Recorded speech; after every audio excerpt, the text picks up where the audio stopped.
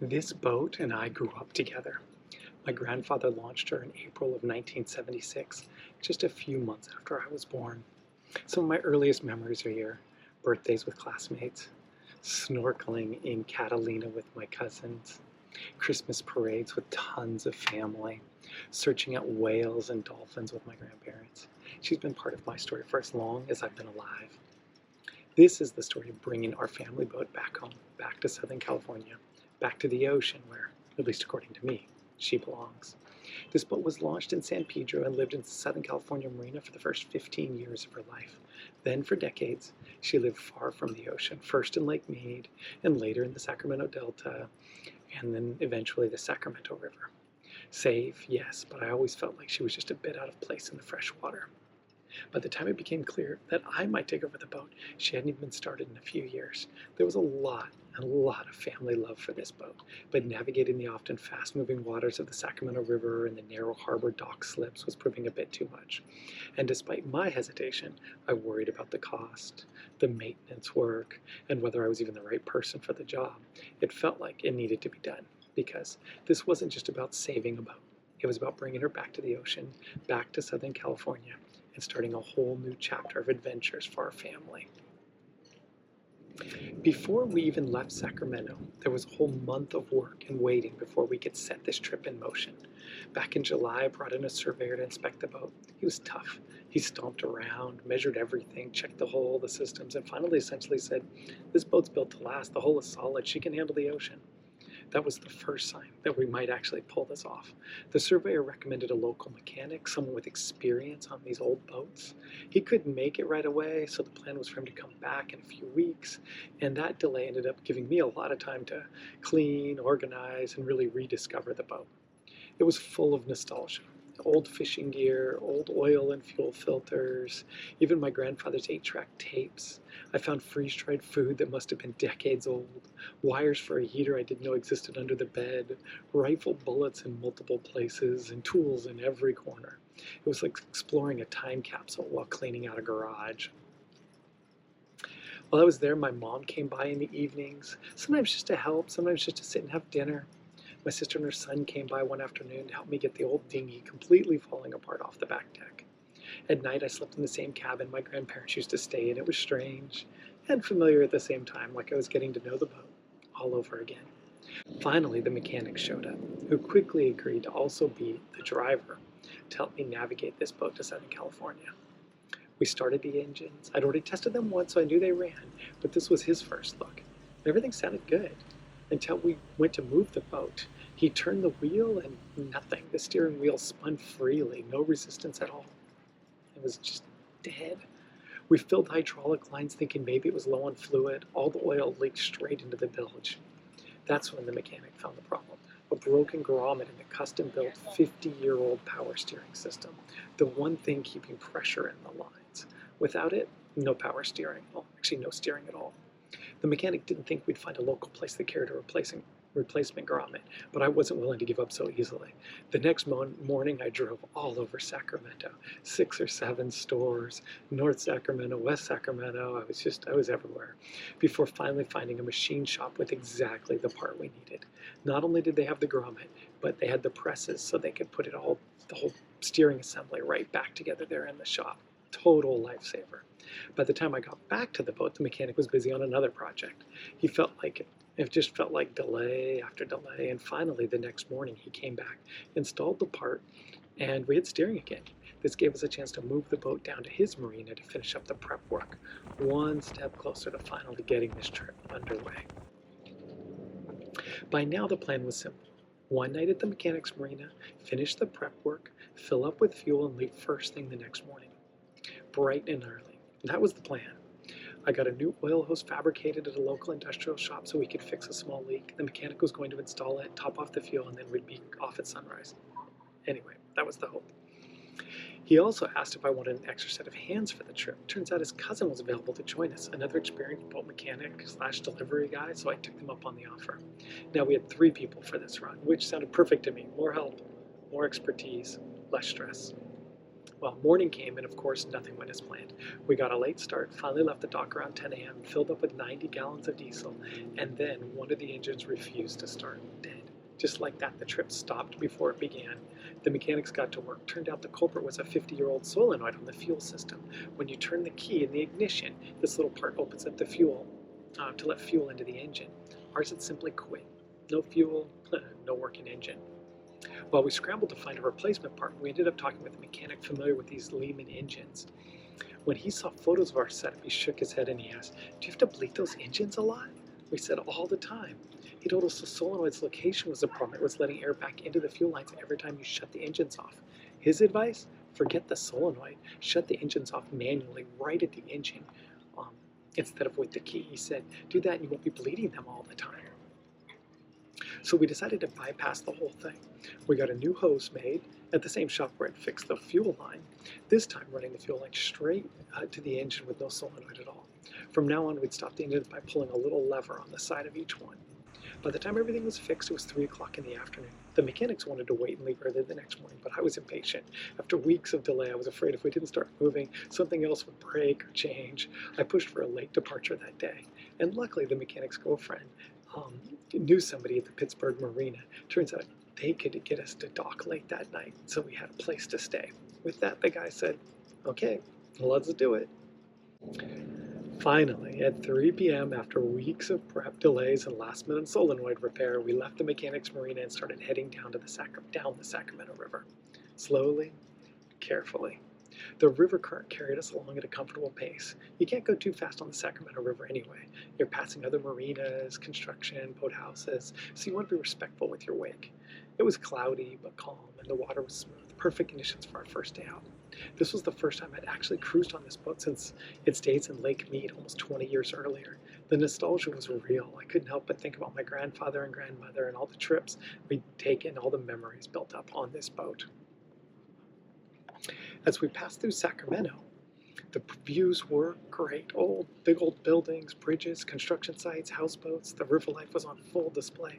At one point, a guy on one of those hydrofoil boards followed us along for a while, bouncing behind us as we cruised. It felt like a whole new world opening up as we moved south. Eventually, we left the main river and took one of the shortcut channels through the Sacramento River Delta, the kind of small towns and drawbridges. We passed under one of these bridges, and it was really kind of cool. You just kind of go to, are we going to make it with the hike? It was quite just fun and something new. And as we kept going, the sun finally broke through the clouds in the evening. It was just evening lit up across the delta, so it was just gorgeous. By the time we reached the Martinez Bridge, it was getting dark. Normally, you have to give 2 hours notice for them to open it, but we got lucky. A big cargo ship was coming through, so the operator told us just to follow right behind. We waited maybe 10 minutes to watch this huge ship go through and then slipped in behind it as the bridge rose up over the river. First big bridge crossing was complete. After that, darkness settled in fast. We cruised the last stretch down to the Pittsburg Marina, pulled in late at night, and tied up on an empty slip. We didn't see a soul moving on the marina, so we shut everything down and planned for an early departure the next morning. Day one was done. Finally, we were underway. On day 2, we were up before sunrise. The marina was still quiet, the air calm and cool. This was going to be a big day. We wanted to reach San Francisco as early as possible, fuel up, pick up my mom, and then head out under the Golden Gate Bridge on our way to Santa Cruz. We slipped out of the Pittsburg Marina while it was still dark, gliding down the river. The first stretch was smooth, big oil facilities along the shoreline, giant storage tanks and boats on either side, windmills spinning in the distance. The water was calm, with the occasional sea lion popping in to check us out. Slowly, the river started to widen, and by the time we entered the San Pablo Bay, the waves had picked up. Compared to the river, it felt huge and choppy, but the boat handled it well. As we crossed the bay, the sun came up behind us, and off in the distance we caught our first glimpse of the Golden Gate Bridge. Even from miles away, it was stunning. But before we got there, we needed to stop at the Gas House Marina in San Francisco. That's where my mom was meeting us, and my aunt was there too to say hi. And we needed to fuel up for the next big leg of our trip. Pulling into the marina felt like arriving at the edge of the ocean. My mom hopped aboard, we topped off the tanks, snapped a few photos, and before long we were easing back out towards the bridge. Going under the Golden Gate Bridge was the moment we'd been waiting for. And then there it was, the bridge overhead, massive and bright against the sky. We took our time taking photos and videos and really just soaking it all in. We saw the ruins of the old Sutro baths on the cliffs, the kayaks paddling near the rocks. It was all classic San Francisco. And my cousin and her daughter were apparently on the beaches taking photos of us too. I didn't even know it until later. With that, I vividly remember that one moment when it started to all feel real. The boat was back on the ocean. After the bridge, we hugged the coastline southwards. Waves smoothed out, the sun came out, and not long after we spotted our first whales, several of them surfacing and blowing mist in the air. A few dolphins appeared later, playing off in the distance. It was everything I'd hoped the ocean part of this trip would be. The hours slipped by, the boat just hummed along, steady and reliable, the coastline rolling past on our left.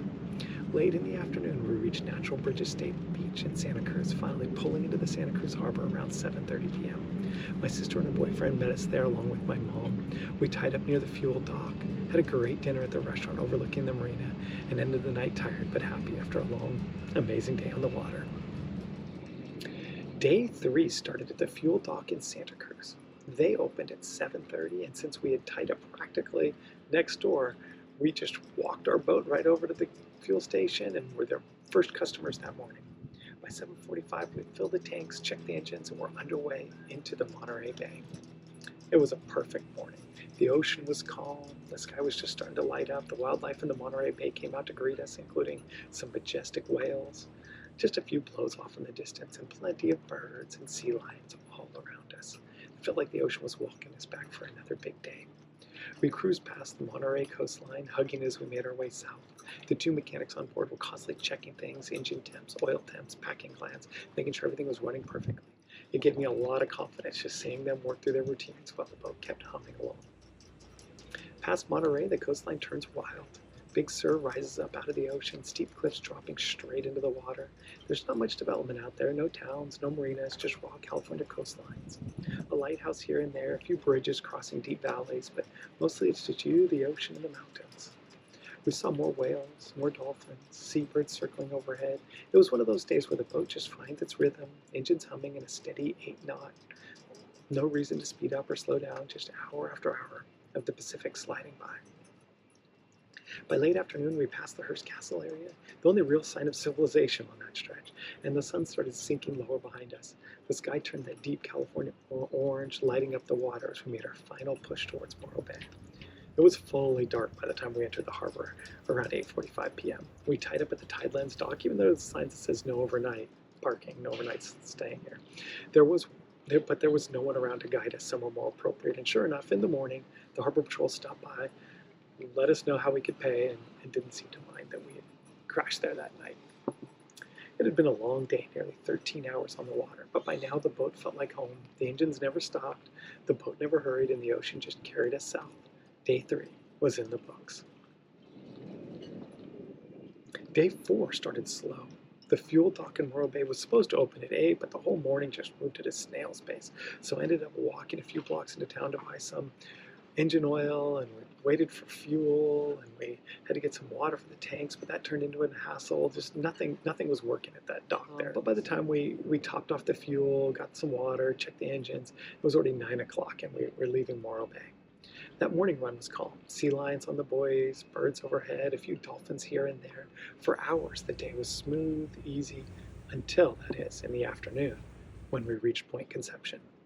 Point Conception sticks out of the ocean like a warning sign. The currents crash into each other out there. Waves bounce in from every direction. The water turns chaotic. And as we pushed through, the boat slammed hard.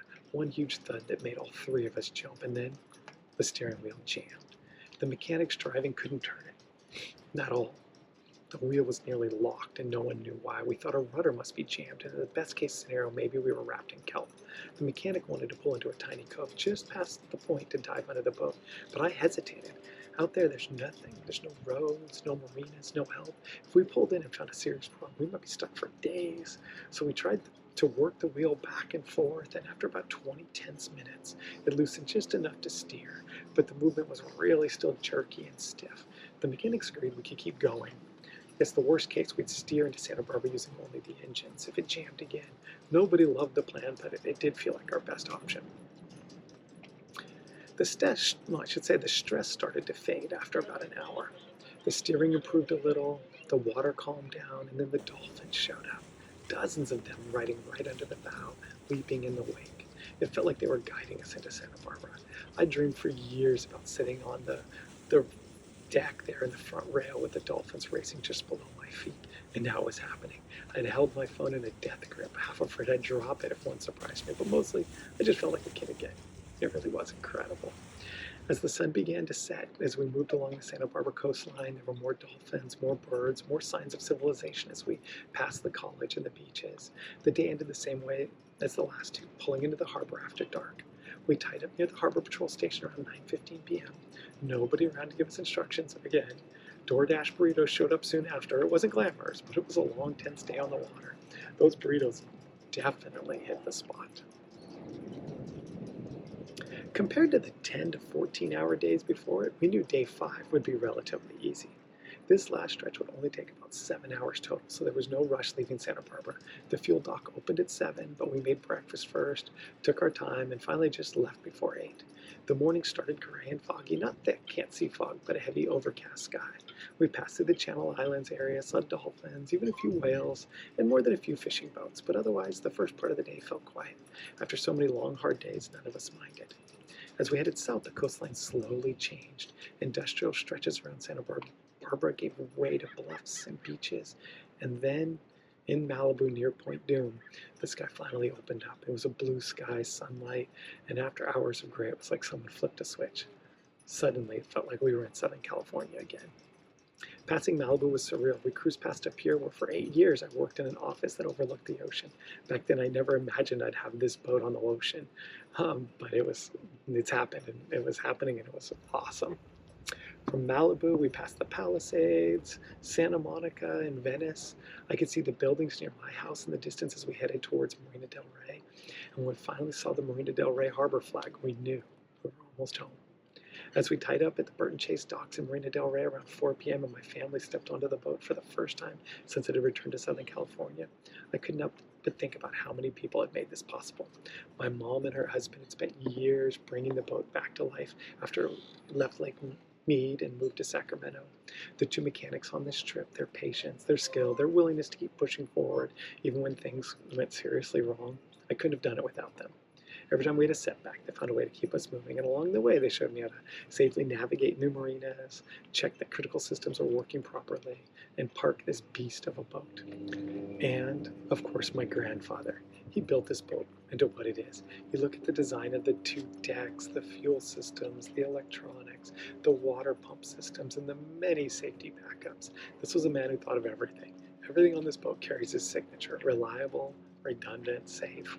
The truth is, there's always a reason not to take a trip like this. Always another repair to make, always another part to replace. But this boat was built right, and deep down, I knew it could handle it, and it did. It's been almost a year now since that trip. A year of learning more about this boat, of fixing what still needs fixing, the rudder, the solenoids, the tacks, the little things you only discover after dozens of hours at the sea. And I started this trip as a complete captain newbie. I'm still learning, but my confidence in both the boat and myself is miles ahead of where it was. This trip really proved something. The Avalon is back in the ocean, back in Southern California, and ready for a whole new chapter of adventures.